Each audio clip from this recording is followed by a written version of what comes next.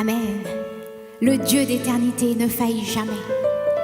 Le Dieu d'éternité ne faillit jamais. La force est pour celui qui se confie en l'Éternel. La force est pour celui qui se confie en l'Éternel. Amen.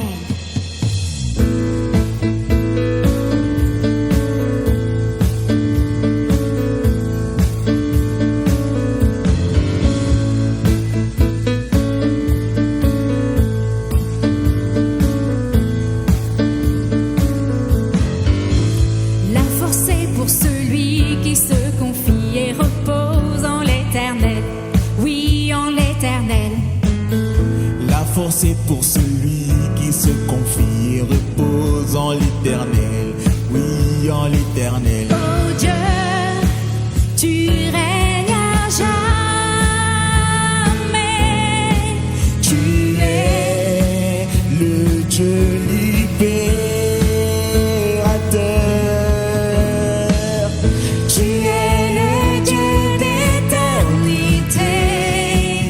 Le Dieu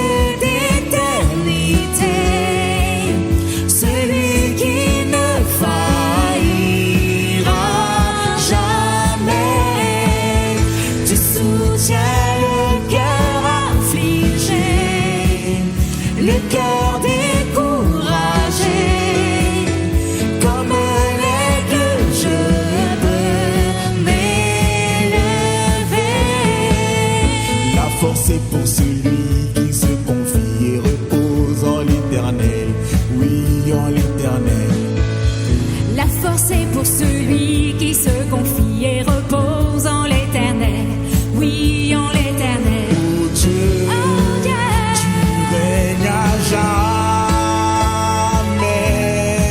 Tu es le Dieu libérateur. Tu es le Dieu d'éternité. Le Dieu d'éternité. Celui qui ne faillira jamais. Tu soutiens le cœur découragé, comme l'aigle, je peux m'élever. Tu es le Dieu d'éternité. Tu es le Dieu d'éternité. Le Dieu d'éternité. Celui qui ne faillit jamais. Faillira jamais. Tu soutiens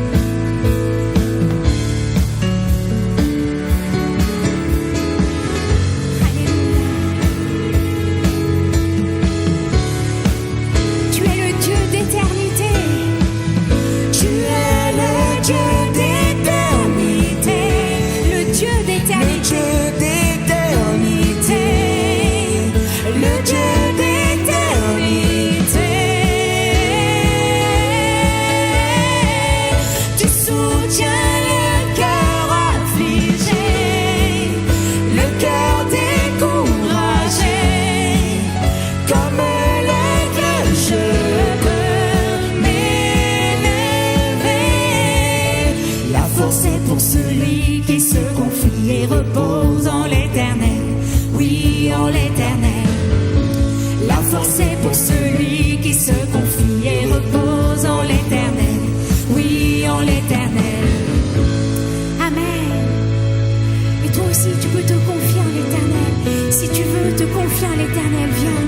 Viens au sanctuaire. Alléluia. Viens. Les bras du Père t'attendent. Alléluia. Les bras du Père sont grands ouverts pour toi. Viens. Alléluia. Alléluia. Viens au sanctuaire.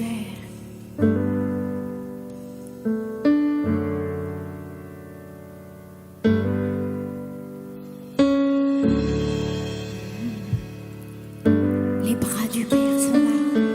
Ils t'attendent. Viens te décharger. Te sens-tu brisé dans ton cœur, submergé par le poids des erreurs? Jésus t'appelle. Te sens-tu brisé dans ton cœur, assoiffé et si loin de la source? Jésus t'appelle. Viens au sanctuaire, les bras du Père sont grands ouverts. Le pardon est venu par le sang précieux de Jésus.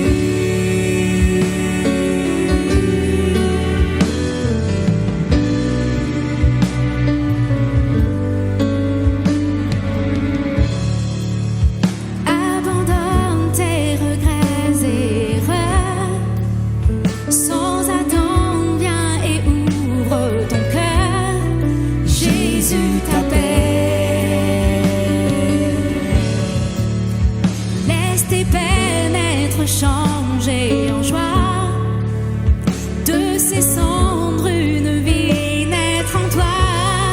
Jésus t'appelle. Viens au sanctuaire, les bras du Père sont grands ouverts. Le pardon est venu par le sang précieux de Jésus. Oui, viens au sanctuaire, les bras du Père sont grands ouverts. Le pardon est venu par le sang précieux de Jésus.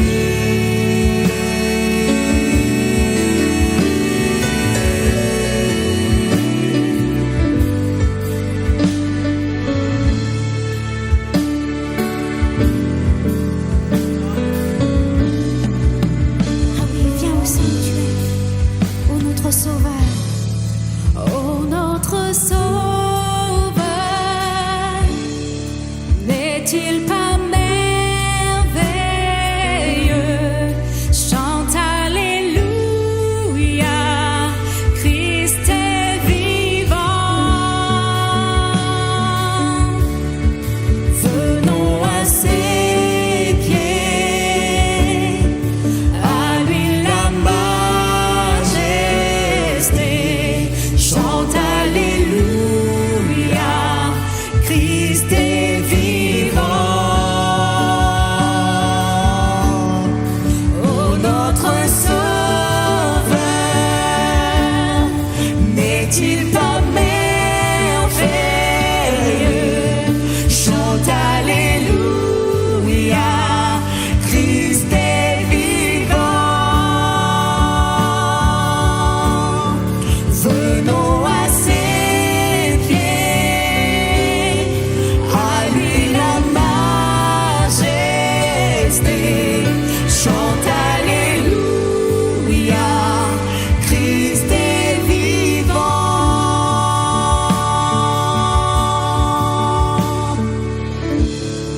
Viens au sanctuaire, les bras du Père sont grands ouverts.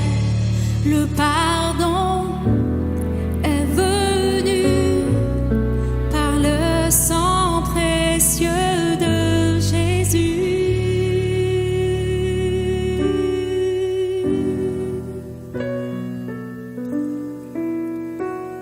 Il t'attend, il est là, il t'appelle mon enfant. Est-ce que tu sens sa présence en ce moment? Il est là, le Seigneur est là. Sa présence est une évidence. Il est là, Ta présence, Père.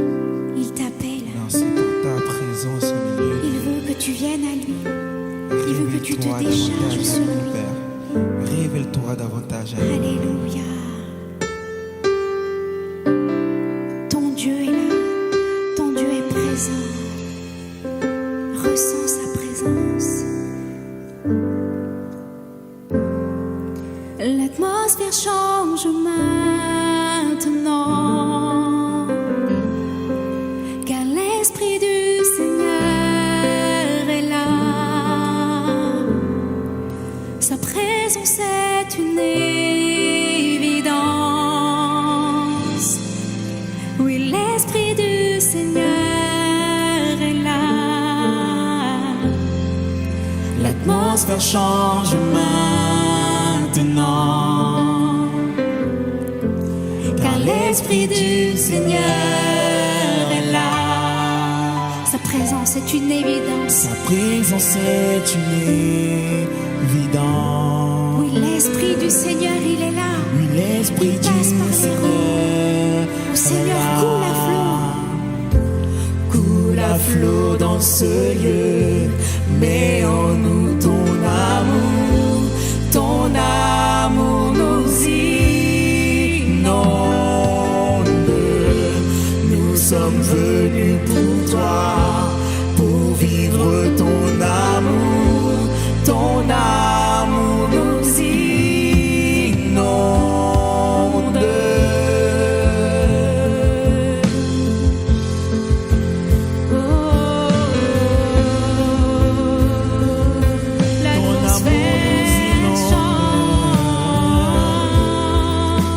L'atmosphère change maintenant. L'atmosphère change. L'atmosphère change. L'atmosphère change. L'atmosphère change maintenant, car l'Esprit du Seigneur est là. Sa présence est une évidence. Oui, l'Esprit du Seigneur est là. Coule à flot dans ce lieu, mets en nous ton amour nous inonde.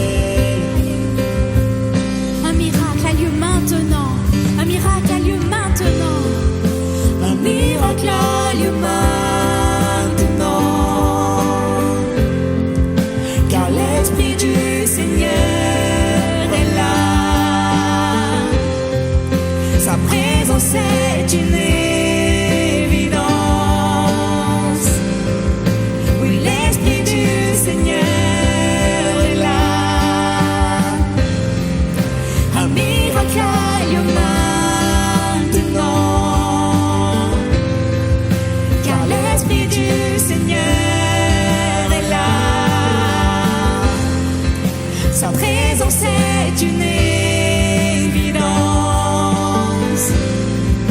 Oui, l'Esprit du Seigneur est là.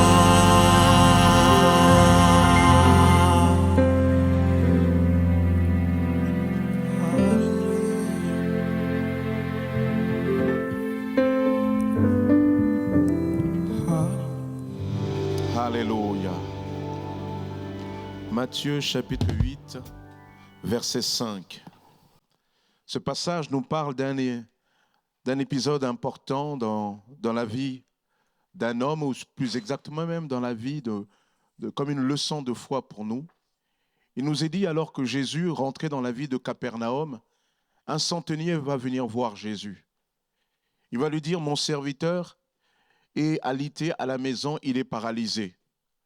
Et Jésus va vouloir aller dans cette maison, vous connaissez l'histoire, et il nous est dit que cet homme va retenir, Jésus va lui dire, Seigneur, je ne suis pas digne que tu rentres dans mon toit.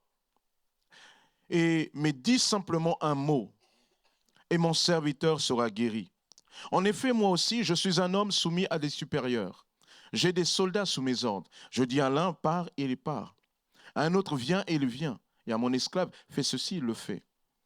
Après l'avoir entendu, Jésus fut dans l'admiration et dit à ceux qui le suivaient, je vous le dis en vérité, même en Israël, je n'ai pas trouvé une aussi grande foi. Or, je vous le déclare, beaucoup viendront de l'Est et de l'Ouest, seront à table avec Abraham, Isaac et Jacob dans le royaume des cieux. Mais à ceux à qui le royaume était destiné seront jetés dans les ténèbres extérieures. Il y aura des pleurs et des grincements de dents.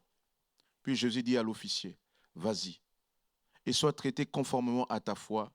Et au moment même, le serviteur fut guéri. Un homme qui va forcer l'admiration de Jésus. Lorsqu'on voit le ministère de Jésus dans les évangiles, les choses extraordinaires qui s'effectuent à côté de lui et au travers de lui et en lui, quand on voit Jésus marcher sur les eaux, quand on le voit rendre la vue à des aveugles, quand on le voit libérer des malentendants, délivrer des personnes captives, on est étonné, on est extraordinairement ému par la puissance de Dieu. On a moins l'habitude d'entendre le discours inverse où c'est Jésus qui est fortement impressionné, étonné par la foi d'un être humain. Il nous est dit, pourtant, ce soldat va étonner Jésus. Et ce qui est d'autant plus, c'est que cet homme n'était pas un juif. Il vient voir Jésus, il dit, mon serviteur est malade. Et il va exprimer une foi de la manière suivante. Il va dire, tu sais, je n'ai pas besoin que tu viennes. Dis simplement un mot et mon serviteur sera guéri. Cet homme expliquait à Jésus qu'il comprenait le principe du commandement, qui faisait que quand il disait, il n'y avait rien à vérifier. Et donc Jésus avait juste besoin de dire un mot et pas besoin de se déplacer et la chose se ferait. Jésus a été étonné. Il nous est dit, Jésus fut dans l'admiration. Le mot derrière, c'est tomazo, ou toumazo plus exactement. C'est l'idée de étonner fortement. Étonné d'eux, ou étonnement, émerveillé. Il y a l'idée d'être dans l'admiration, admiré, vénéré, honoré. Jésus est saisi de tout ce sentiment vis-à-vis de cet homme, plus exactement vis-à-vis de sa foi, une foi surprenante. Nous avons l'habitude d'un Dieu qui nous étonne, mais là c'est Dieu en la personne de Jésus qui est étonné. Ce Dieu qui nous étonne, on le voit dès les premiers chapitres de la Bible. Dans Genèse chapitre 17, chapitre 18, il est dit que Dieu va venir voir Abraham. Abraham, il va lui dire à Abraham, écoute, tu vas avoir un enfant. Tu vas avoir un enfant. Et ce qui est étonnant dans ce que Dieu va dire à Abraham, lorsqu'il dit cela à Abraham, Abraham a 99 ans.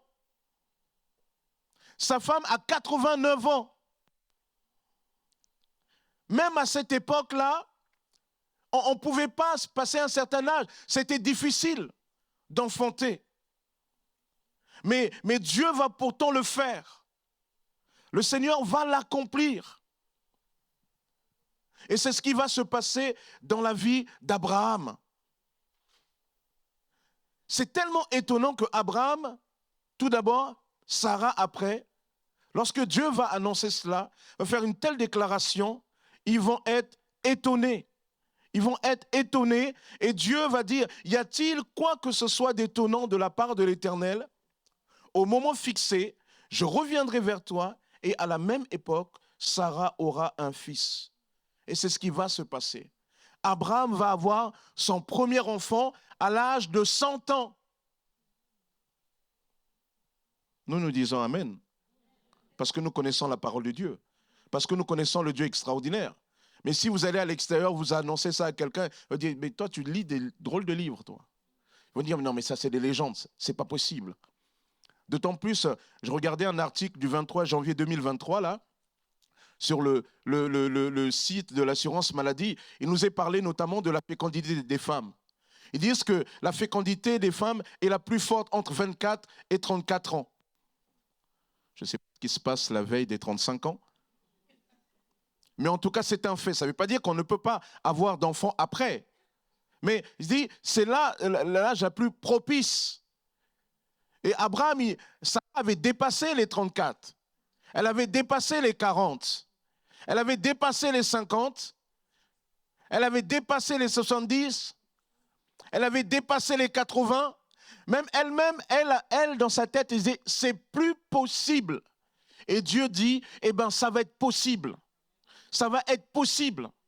Pourquoi? Parce que c'est moi qui le déclare. J'ai fait une promesse à Abraham, mon serviteur, et comme j'ai fait une promesse qui sera le père d'une grande multitude, d'ailleurs c'est pour cela que j'ai changé son nom en Abraham, père d'une grande multitude, et pour que cela se fasse, alors il faut que Sarah ait des enfants. Abraham a reçu quelque part la promesse de Dieu, mais lorsque Sarah est venue le voir, il dit, écoute, c'est bien ce que Dieu t'a dit, mais va prendre ma servante, fais un enfant avec elle, et quand l'enfant naîtra, eh bien, moi, je recevrai, ça sera comme mon enfant et notre enfant. Mais ce n'est pas Dieu ce que Dieu voulait. Ça, c'était une fabrication des hommes. Ça, c'était un manque de foi. Et Dieu lui-même, Genèse chapitre 21, verset 1, il nous est dit, au moment venu, Dieu lui-même va se souvenir d'Abraham. L'Éternel intervint en faveur de Sarah comme il l'avait dit. Il accomplit pour elle ce qu'il avait promis. Sarah tomba enceinte et donna un fils à Abraham dans sa vieillesse, au moment fixé dont Dieu lui avait parlé. Abraham appela Isaac, le fils qui lui était né, que Sarah lui avait donné. Il circoncit son fils Isaac lorsqu'il fut âgé de 8 jours, comme Dieu le lui avait ordonné. Abraham était âgé de 100 ans à la naissance de son fils Isaac. Waouh! Dieu est étonnant, n'est-ce pas?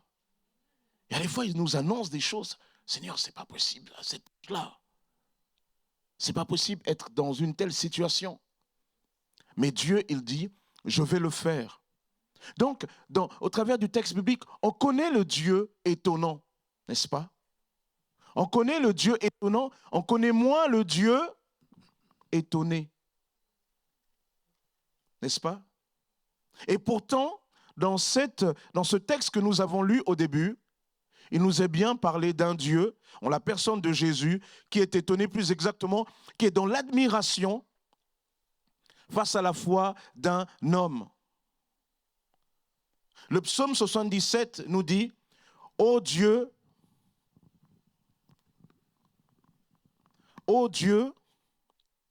tes voies sont saintes. Quel Dieu est grand comme toi? Tu es le Dieu qui fait des miracles. Tu as fait connaître ta puissance parmi les peuples. Quel Dieu est grand comme Dieu? Tu es le Dieu qui fait des miracles. Tu as fait connaître ta puissance parmi les peuples. Oui, notre Dieu est un Dieu qui fait des miracles, un Dieu étonnant. Mais Dieu peut être aussi souvent le Dieu étonné. Et c'est ce sentiment-là qui va nous être apporté dans cette histoire avec ce Romain. Le thème, en fait, de mon message, c'est que c'est presque une question. Je crois que Dieu, en quelque sorte, interpelle. Ce n'est pas simplement un enseignement, mais c'est Dieu qui veut parler à des cœurs. Il dit, mais et si tu m'étonnais en cette année? Je veux que ta foi force mon admiration. Vous savez, le thème de l'année, c'est élargir l'espace de ta tente. Élargis l'espace de ta tente. Car tu te répandras à droite et tu te répandras à gauche, à l'est et à l'ouest. Mais pour se répandre, pour accueillir cette grâce et cette bénédiction de Dieu, pour rentrer dedans, pour rentrer dans le miraculeux de Dieu, pour rentrer dans l'exceptionnel de Dieu, alors il faut aussi une foi qui soit quelque part renouvelée. Amen. Il faut une foi renouvelée. Lorsqu'on donne son cœur au Seigneur, on est un bébé spirituel, on est un enfant spirituel, on apprend, on développe une certaine foi. Mais avec le temps, la foi doit grandir. La foi doit passer différentes étapes. La foi doit arriver à un tel point où véritablement, elle nous permet de rentrer véritablement dans le miraculeux de Dieu. Élargis l'espace de ta tente. C'est développer une foi renouvelée en Jésus. Amen. Une foi renouvelée en Jésus. Ici, toi aussi, tu étonnais Dieu. Demande-toi en cette année, puisque Dieu nous parle, où est-ce que tu as besoin, dans quel aspect, quel domaine de ta vie a besoin de grandir un peu dans le domaine de la foi? Je le disais comme au premier culte, lorsque je préparais cela, j'ai eu ce sentiment, cette confirmation avec une prophétie au premier culte, que le Seigneur parlait aussi, notamment aux personnes stériles. Et ça, c'est des sujets sensibles, ce n'est pas des sujets simples. C'est un phénomène de plus en plus qui se développe dans notre monde, que ce soit les hommes comme les femmes. Et le Seigneur dit, mais moi, je suis capable d'opérer du miracle. Je suis celui qui est capable. Regardez ce que le Seigneur fait. Si Dieu a fait cela avec Abraham, je sais qu'ici, il n'y a pas de centenaire. S'il a fait cela avec un centenaire, à combien plus forte raison il est capable de faire à toi? Le quarantenaire ou le cinquantenaire ou le soixantenaire? J'en sais rien. Quelles sont les promesses de Dieu? Voyez? Dieu est le Dieu du miracle. Peut-être que tu es là et tu as abandonné. Et ça, c'est toujours la thématique. Jusqu'à quand, lorsqu'on prie, qu'on n'obtient pas, on doit continuer à prier. Tant que Dieu ne t'a pas dit arrête, tu as le droit de persévérer. Et tu dois persévérer. Parce que tu dois croire au-delà de toute mesure que Dieu te veut du bien. Il y a des choses que Dieu a prévues pour toi. Il les a mis au carrefour de la persévérance. De la persévérance dans la prière, de la persévérance dans la foi. C'est comme ça. Il y a certaines choses que tu vas obtenir facilement, comme dans la vie de tous les jours. Mais il y en a d'autres. Tu vas te mettre en mouvement, tu vas te préparer, tu vas quelque part fournir un effort, tu vas chercher, tu vas persévérer et tu vas finir par les obtenir. Aujourd'hui, dans notre monde, il y a des personnes qui atteignent des grands objectifs, notamment dans le monde professionnel, parce que ces personnes-là se sont mis dans une discipline. Il en est de même dans le domaine spirituel. Si tu veux quelque chose de particulier, d'exceptionnel avec Dieu, alors il faut aussi que quelque part, tes habitudes aussi changent. Amen. Il faut que ça change. Dans quel domaine? Peut-être tu ne crois plus dans ça. Et Dieu dit, je suis le Dieu des miracles. Amen. Il n'est pas ici question de la médecine. Il n'est pas ici question de ce que les hommes peuvent fabriquer. Il est question des choses qui viennent de Dieu, de sa dimension à lui, la dimension du miracle. Peut-être que toi, tu es là aussi. Tu déposes des documents à la préfecture. Cette régularisation de papier qui ne vient pas toujours. Et tu te dis, oh, Seigneur, qu'est-ce que tu peux encore faire? Eh bien, ça fait partie de ces domaines où tu dois grandir dans la foi. Tu dois proclamer. Tu dois dire, Seigneur, moi je crois en toi. Seigneur, il y a eu tellement d'échecs. Écoutez l'histoire de cette pêche miraculeuse. Il nous est dit que Jésus va aller voir Pierre et lui dit, jette ton filet. Pierre lui dit, Seigneur, la veille, nous n'avons rien pris. Ce n'est pas parce que tu as échoué jusqu'à présent que lorsque Dieu vient, il ne peut pas complètement tout bouleverser. Mais il faut croire à nouveau que Dieu peut. Il faut croire à nouveau. Si tu ne crois pas que Dieu peut, alors rien ne se passera. Là où il y avait l'échec, Jésus lui dit, il dit, Seigneur, nous sommes allés là-bas, à l'endroit là-bas. Là-bas, c'était l'échec. Jésus lui dit, écoute, retourne au lieu de l'échec. Retourne à l'endroit où tu as échoué. Retourne à l'endroit où tu as tout tenté. Retourne à l'endroit où tu as fait par toi-même. Retourne à l'endroit où tu as été accompagné par d'autres secours que par moi. Retourne à cet endroit parce que c'est plus toi qui as décidé de te lever le matin pour aller comme à ton habitude, mais c'est moi qui te communique un réma pour ta vie, qui te dit retourne là-bas. Et lorsque Pierre va dire Seigneur, nous avons péché toute la nuit, il y a un moment donné, Pierre va capituler, il va dire Seigneur, je ne me fie plus à mon expérience qui m'a conduit à l'échec, mais sur ta parole, Seigneur, sur ta parole seule, je vais jeter le filet. Il nous est dit que Pierre va aller en eau profonde, il va jeter le filet là où il n'y avait rien pris, mais c'est la parole de Dieu, le miraculeux de Dieu va se manifester.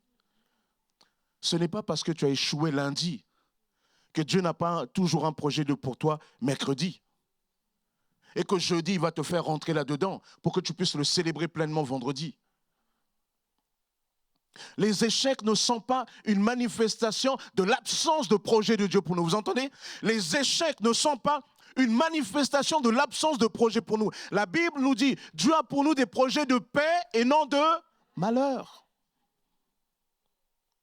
Est-ce que tu y crois encore? Peut-être tu as passé les examens et tu as le permis de conduire. Moi, je me souviens d'un ami, un camarade de classe. Lui, je ne sais pas comment il a fait. Il disait qu'il avait passé le permis, je crois, 12 fois. À ce stade-là, il faut lui donner la voiture et le truc. 12 fois. 12 fois. Non, je me trompe. Non. Je crois qu'il était plutôt... Non, c'était un chiffre exceptionnel. Je crois qu'on était plutôt autour de 20. Et vous savez, à l'époque, quand on disait 20 fois, il fallait le budget quand même avec ça. Mais il a fini par persévérer et il a obtenu. Peut-être tu as échoué, tu dis, ouais, Seigneur, j'avais mis que ça comme argent et Dieu, il est Dieu. Il y en a à qui Dieu fait au premier coup. Moi, je me souviens quand j'étais à l'Institut biblique, je suis sorti là, j'ai dit, Seigneur, je vais au permis, je m'occupe de ton œuvre, je n'ai pas le temps de passer 20 ans au permis de construire, de conduire là. D'accord? Je n'ai pas le temps.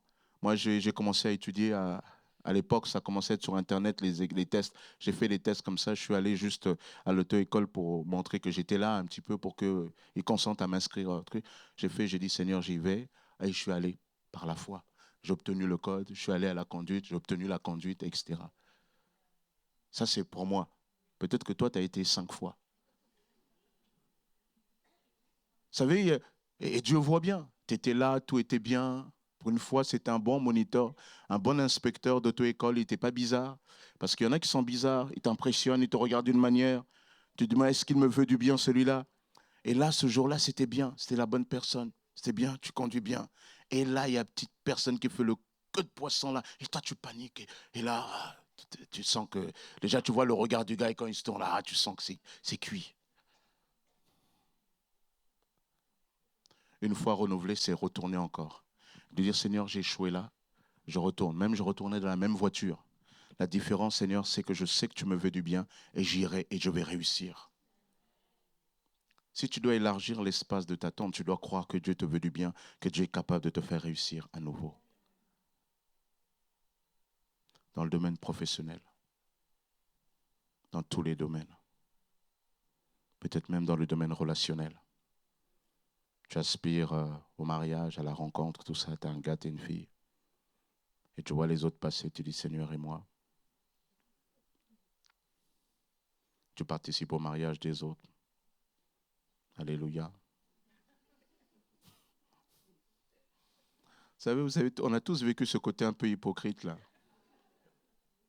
On dit, oui, je me marie, gloire à Dieu, je suis étonné. Vous riez parce que vous l'avez vécu. Hein. Ce côté hypocrite là, ouais. Que Dieu te bénisse. Et tu vois le beau gars, la belle femme qu'il a, tout ça, tu dis, Seigneur, moi aussi. Bon, bref. Et tu te dis, mais Seigneur, est-ce qu'il y a encore un truc pour moi? Dieu a aussi pour toi. Dans quel domaine ta foi a besoin de grandir? Élargir l'espace de ta tente, c'est rentrer dans une nouvelle dimension des choses et laisser Dieu et venir toi aussi impressionner Jésus. Et vous voyez, si Dieu nous dit aujourd'hui, si Dieu te dit aujourd'hui, je veux que tu m'étonnes, ça veut dire quoi? Ça veut dire qu'il y a un endroit de grâce où Dieu t'attend là-bas. Dieu dit souvent, tu te contentes de peu, moi je veux que tu vises plus grand. Tu te contentes du faible, je veux que tu vises plus fort encore. Tu vois? C'est à toi. La Bible dit qu'il vous sera fait selon votre foi. Si tu as foi juste pour avoir des petits caramels, tu auras des caramels. Mais si tu dis, Seigneur, moi je veux le truc là-bas, là. Alors, il faut être ambitieux aussi dans le Seigneur. Vous savez, nous sommes dans un pays où selon les catégories de personnes, il y a des plafonds de verre. C'est encore moins vrai aujourd'hui. C'était encore plus vrai de mon époque, c'était encore plus vrai avant. Selon les origines, les quartiers, les choses comme ça. Mais lorsque tu es en Jésus, Jésus fait péter le plafond de verre. Mais c'est à toi de le croire. C'est à toi de le croire. Il y a une sœur qui était venue me voir tout à l'heure, là, à la fin, elle me dit, ah oui, pasteur, priez pour moi, tout ça. Parce que dans mon pays d'origine, voilà, je me prépare à...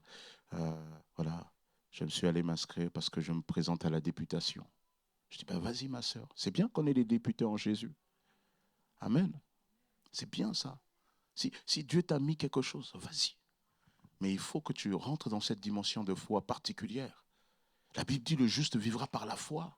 Ce que Dieu te donnera, il te donnera toujours par la foi. Et il te sera toujours fait selon ta foi. Qu'est-ce que tu veux? Si Dieu ne t'a pas dit non, continue à harceler Dieu. Dieu, il aime ça. Il dit, ah, regarde, Père, lui là, il ne nous a pas lâchés. Hein. Allez, on y va. C'est comme ça que Bartimée, il a fait.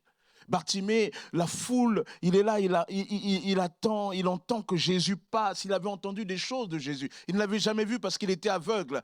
Mais quand il passe là, on lui dit, c'est Jésus dit, il entend plus ou moins puisque les autres sens sont développés, il entend que le bruit par là. Il dit, Jésus, fils de David, aie pitié de moi. Il crie, on n'entend pas. Jésus, fils de David, aie pitié de moi. Et on lui dit, hey, chut, tu déranges le maître. Mais lui, il n'en avait rien à faire. Il savait que Jésus passait là. Il y avait la possibilité d'un réma, d'une parole, d'une action particulière de Dieu dans sa vie. Alors il crie encore plus fort. Et Jésus va s'arrêter. Et il dit, appelez-le. Et ceux qui lui disaient de se taire viennent dire, le maître t'appelle. Et il l'emmène vers Jésus. Il lui dit, qu'est-ce que tu veux que je fasse pour toi? Aïe, aïe, aïe. Vous imaginez, qu'est-ce que tu veux que je fasse pour toi? Moi, Jésus vient là, il dit, qu'est-ce que tu veux que je fasse pour toi? Je dis, Seigneur, attends. Attends. C'est pas tout le temps. Attends, Seigneur. Attends, j'ai un fichier là hein, de toutes mes prières. Ça va être ça. Ça va être ça. Il va dire, qu'est-ce que tu veux que je fasse pour toi? Il dit, que je recouvre la vue. Et Jésus va le guérir. Pour la première fois de sa vie, Bartimée. Bartimée, ça veut dire fils de Timée. Bartimée. Il va commencer à passer du noir de l'ombre à la lumière. Waouh! Quels sont les domaines dans lesquels ta foi a besoin de grandir? Il y a des fois, tu en es encore comme un petit bébé. Dieu dit, il faut que tu passes. Il faut que tu deviennes un adulte spirituel. 3 moyens qui te permettent de rentrer dans cette dimension des choses. Le premier des moyens, c'est quoi? Et je vous en ai parlé, je vais insister et insister encore là-dessus. C'est le Saint-Esprit. C'est le Saint-Esprit qui nous conduit dans une foi extraordinaire. Pourquoi? Parce que le Saint-Esprit, quand il nous saisit, il nous conduit dans la dimension de Dieu. Et dans la dimension de Dieu, les choses des hommes ne sont plus des obstacles. Vous entendez? Dans la dimension de Dieu, les choses des hommes ne sont plus des obstacles. Si tu as du mal à passer de l'autre côté dans ces choses extraordinaires, va d'abord dans la communion avec Dieu par le Saint-Esprit. Parce que lorsque le Saint-Esprit te saisit, il te fait voir comme Dieu voit. Et tu développes ce que Marc 11 nous dit, la foi de Dieu. Jésus dit, ayez la foi de Dieu. Pas simplement la foi en Dieu, mais la foi de Dieu. C'est-à-dire que quand Jésus, par exemple, animé de cette foi, il voulait faire quelque chose, il n'avait pas de doute. Il dit en Jean chapitre 11, Père, je sais que tu m'exauces toujours. Moi, je sais que tu m'exauces toujours. Mais tu vois, on va à cause d'eux. Je sais que tu m'exauces toujours. Parce que Jésus était animé de l'Esprit. Si tu veux véritablement passer dans une nouvelle dimension, tu dois comprendre que le Saint-Esprit habite en toi. Si tu veux comprendre le ministère du Saint-Esprit, vous savez que j'en ai déjà parlé, mais il y a une série qui est toujours sur EMCI que j'ai faite, sur le Saint-Esprit, en Dieu en moi. Lorsque tu comprends que le Saint-Esprit est là, il est là à côté de toi, alors tu vas commencer à prier. Et dans la prière, le Saint-Esprit va te conduire dans une nouvelle dimension de choses. Il va commencer à te montrer, à te faire voir comment Dieu voit. Et comme tu vois, comme Dieu voit, tu te rends compte que les obstacles des hommes ne sont plus des obstacles. Amen. Et le Saint-Esprit, il y a des fois, quand tu ne sauras pas quoi demander, il va te conduire dans le parler en langue. Et quand tu vas te mettre à parler en langue, tu vas parler en langue, il y a un moment donné, tu vas sentir la chose de Dieu qui dit, je t'ai entendu. Et la Bible dit, si nous demandons quelque chose selon sa volonté, nous savons qu'il nous a entendus. Et si nous savons qu'il nous a entendus, quoi que ce soit que nous demandons. Donc quand le Saint-Esprit te dit, j'ai entendu, alors tu sais que quoi que ce soit que tu as demandé, Dieu l'accordera. Frères et sœurs, nous devons être une communauté animée de l'Esprit. Cette année, il faut 2023, il faut que ça fasse chaud ici. Mais pas chaud parce qu'on aura monté le chauffage, mais chaud parce que, il y a des choses là, tu vas voir, oh, j'ai été guéri, oh, j'ai eu des enfants. Il faut prier pour que même le Seigneur, là, ceux qui n'ont pas eu des enfants, en une fois, ils aient des triplés même. Comme ça, ils vont rattraper. Alléluia, ils vont rattraper. Et si c'est en plus des gens inspirés, ils vont donner des prénoms à l'enfant Sostène. Non, je plaisante. Mais il faut prier pour ça. Et moi, je prie pour ça. Je dis, Seigneur, qu'il y ait ça. Et nous avons des promesses. Et j'ai des promesses, j'ai des paroles de Dieu qui me disent que cette année, le Saint-Esprit va particulièrement nous saisir. Mais pour ça, il faut qu'on rentre ensemble dans une dimension de foi. Il faut que le Saint-Esprit agisse. Il faut que ça chauffe ici. Il faut que ça chauffe. Il faut qu'on dise, hey, il se passe des choses là-bas. Il y a une église bizarre là, la gare là-bas.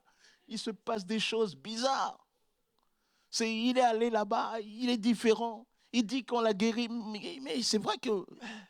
Moi, je crois qu'il était guéri parce qu'il avait suivi un traitement. Mais la guérison ne se fait pas aussi rapidement comme ça. Et il dit que c'est à l'église. Je vais aller voir. Et la personne va venir voir, va expérimenter la guérison et la grâce de Jésus. Il faut qu'il y ait... Nous devons refuser que la maladie soit un compagnon de vie.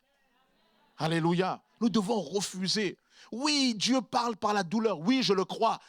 Mais Dieu ne veut pas que nous soyons là tout le temps avec « Oh, Seigneur, cher Jésus ». Non, Seigneur, tu dis que par tes meurtrissures, nous sommes sauvés. Qu'est-ce qui me permet de rentrer par là? L'Esprit. L'Esprit incarne la puissance de Dieu. Deuxième moyen, il faut que tu changes ton rapport à la parole. La foi vient de ce qu'on entend et ce qu'on entend vient de la parole de Dieu. Si tu ne lis pas la parole de Dieu, si tu ne la médites pas, si tu ne comprends pas, si tu ne l'interroges pas, alors tu ne peux pas accéder à la foi. La foi, ce n'est pas de l'autosuggestion. Je peux venir au bord là et je dis, moi maintenant, je touche là, ça va tenir. Vas-y. Tu vas découvrir c'est quoi un chirurgien dentiste.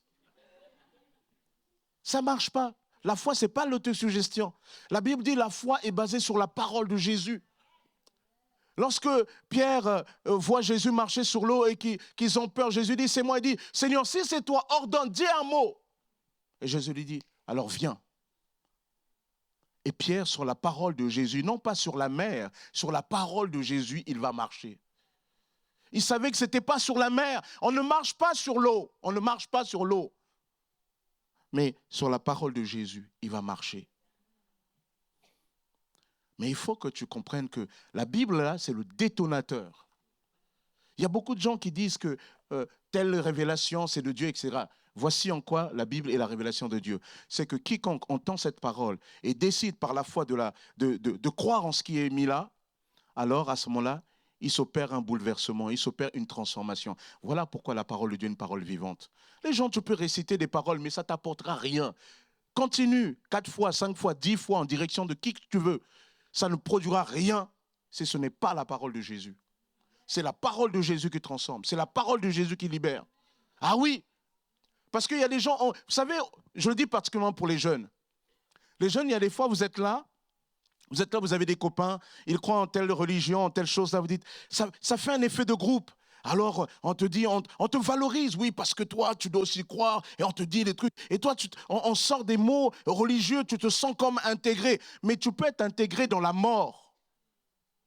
Ah oui, tu peux être intégré dans la mort. Ça, c'est pas ça. Ça, c'est du copinage de l'ennemi qui te dit, si tu crois ça comme ça, tu seras avec les autres. Non, non, non, non, non. Celui qui veut marcher avec Jésus, il prendra les chemins que les autres ne voudront pas emprunter. C'est pas, on peut être dans un bon groupe, être même dans un système religieux. La question, c'est le ciel. Le seul qui donne le ciel, c'est Jésus. Ah, ça, c'est vrai. On peut dire tout ce qu'on veut. La relation avec l'esprit. Le rapport à la parole. Troisième notion et dernière, l'obéissance. Tu ne peux pas vivre, ta foi ne peut pas grandir si tu n'apprends pas à obéir dès les premiers mots de Jésus. Vous avez remarqué que c'est l'obéissance qui a permis à cet homme de rentrer dans le miraculeux de Dieu. Quand il vient voir Jésus, Jésus lui dit, je vais y aller. Il dit, non, non, non, non, moi je sais c'est quoi l'obéissance. Attends, moi, je suis un capitaine. Quand je dis, va, il va, fais, il fait. Je n'ai pas besoin d'aller vérifier. Dis un mot, dis. Parce que comprenez, laissez-moi vous dire une chose, et là aussi même dans le monde du travail, dans tous les domaines où vous irez, associatif, monde du travail, vous ne pouvez pas être un bon commandant si vous n'êtes pas un bon soldat. Toute personne qui veut commander doit faire ses classes. Même si vous êtes élu, vous pouvez faire des beaux discours là. Il y en a où ils ont fait des grandes écoles. Ils ont fait des grandes écoles, ils ont fait des bons discours, ils sont rentrés dans les réseaux, ils sont arrivés même au haut de notre nation. Mais souvent, ils n'ont rien produit parce qu'ils ne comprennent pas que véritablement, avant d'être en haut, il faut avoir été en bas. Il faut avoir fait ses classes, il faut apprendre à obéir. Tu ne peux pas comprendre le principe du commandement si tu ne comprends pas le principe de l'obéissance. Même si Dieu a pour toi des grands projets, ce projet-là doit être un processus de croissance dans l'obéissance. Si tu ne laisses pas, tu ne commences pas dans l'obéissance, tu ne peux pas avancer. L'obéissance, c'est la courroie de transmission de la grâce et des projets de Dieu dans notre vie. Vous entendez? C'est la courroie de transmission. Si tu n'aimes pas l'obéir, si tu n'aimes pas obéir déjà aux responsables, à tes parents, si tu n'aimes pas obéir aux autorités que Dieu a mis autour de toi, tu n'apprendras rien dans le domaine spirituel.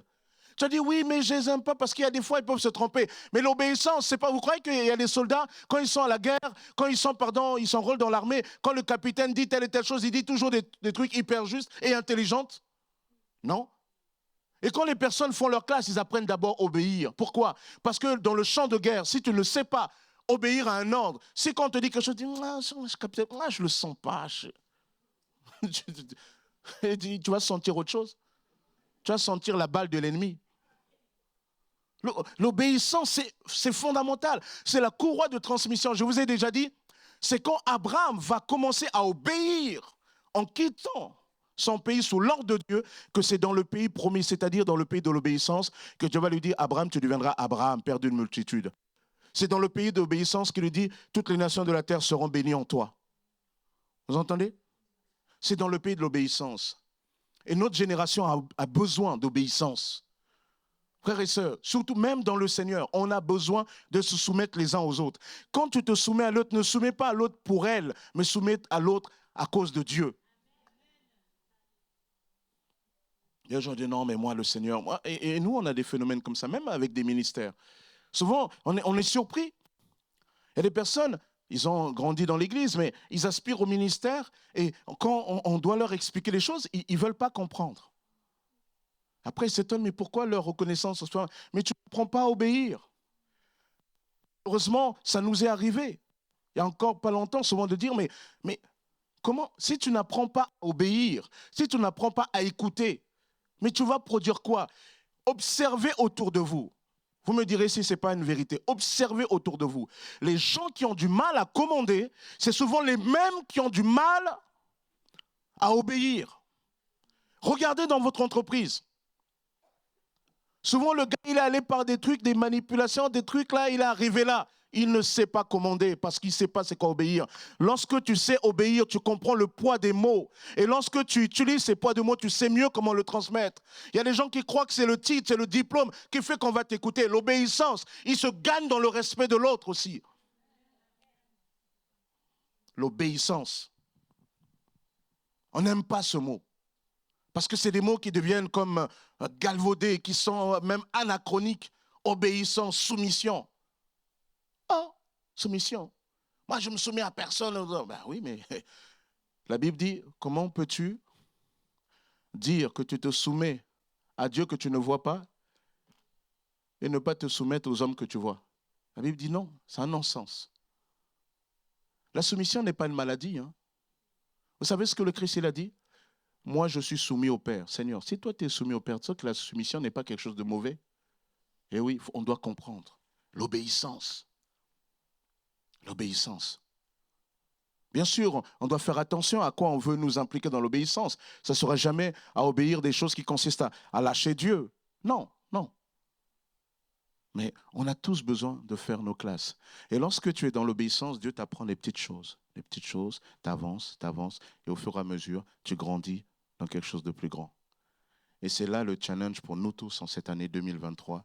Élargir l'espace de t'attente, c'est développer une foi renouvelée. Et cette foi renouvelée, c'est elle qui nous permettra de rentrer dans le miraculeux de Dieu. Et dans ce miraculeux de Dieu, Dieu t'y attend.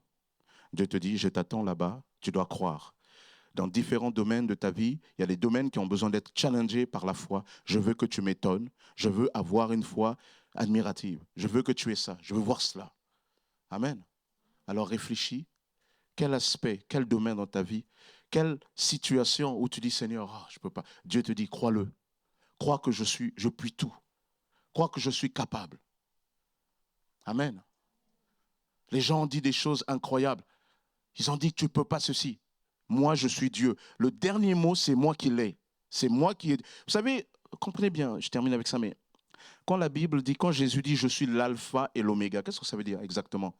Il dit, je suis le commencement, hein, c'est l'alpha et l'oméga, c'est la première alpha et oméga, c'est la première et la dernière lettre de l'alphabet grec. Et il dit, je suis l'alpha, l'oméga, ça veut dire que je suis le commencement de toutes choses et je suis la fin de toutes choses. Aujourd'hui, ton problème paraît comme ça, mais Jésus, dans ce titre-là d'alpha et l'oméga, il est en train de dire qu'à la fin, ce n'est pas ta situation qui triomphera. À la fin, c'est moi qui triomphe toujours. Donc, même si on t'a dit telle et telle chose, c'est moi qui aura toujours le dernier mot. Amen. Alors, ne désespère pas. Désespère pas. Dieu te veut du bien. Amen. Dieu te veut du bien. Est-ce que tu le crois? Dieu te veut du bien. Les gens me veulent du mal. Les gens me regardent bizarrement, mais Dieu te veut du bien. Les gens te trouvent bizarre, mais Dieu te trouve formidable. Eh oui, tu n'aimes pas ta tête devant la glace. Dieu te trouve beau. Dieu te trouve belle. C'est pour cela que même si tu dis, même si tu es un peu comme moi, tu développes qu'un seul abdos, c'est pas grave. Dieu te veut du bien. C'est là que vous aurez dû être un peu hypocrite en disant, non, pasteur, tu n'as pas qu'un seul abdos. C'est pas grave. Pas grave. C'est la seule occasion où j'accepte un peu d'hypocrisie. Mais c'est pas grave. Mais je sais que Dieu m'aime. Dieu me veut du bien. Alléluia. Et je refuse que la fausse humilité m'empêche de rentrer dans la grâce que Dieu a pour moi. Dieu te veut du bien. Alors, élargis l'espace de t'attente. Renouvelle ton regard avec Dieu. Renouvelle ton rapport à la parole, ton rapport à l'esprit, ton rapport à l'obéissance. Amen. On va prier. Seigneur, nous te bénissons, Père éternel. Tu es notre Dieu et tu règnes. Nul n'est semblable à toi. Seigneur, tu nous veux du bien. Et Seigneur, qu'en cette nouvelle année, nous puissions véritablement rentrer dans les bonnes choses que tu as préparées pour nous. Fais-nous grandir un peu plus. Oh Père, tu es notre Dieu. Sois béni. Sois glorifié. Seigneur, Seigneur, prends la place qui te revient dans ces différentes situations. Seigneur, fais que tes enfants rentrent dans une nouvelle dimension de ta grâce, afin qu'en tout et pour tout, Jésus, toi seul, tu puisses être glorifié. Tu bénis tes enfants. Seigneur, ceux à qui tu as communiqué une parole particulière, ce Réma, Seigneur, que cette semaine, ils puissent persévérer et confesser ton nom et rentrer dans ce que tu as pour eux. Père, tu es Dieu. Que ton nom soit béni. Sois glorifié, Jésus. Amen. Amen. Que Dieu vous bénisse.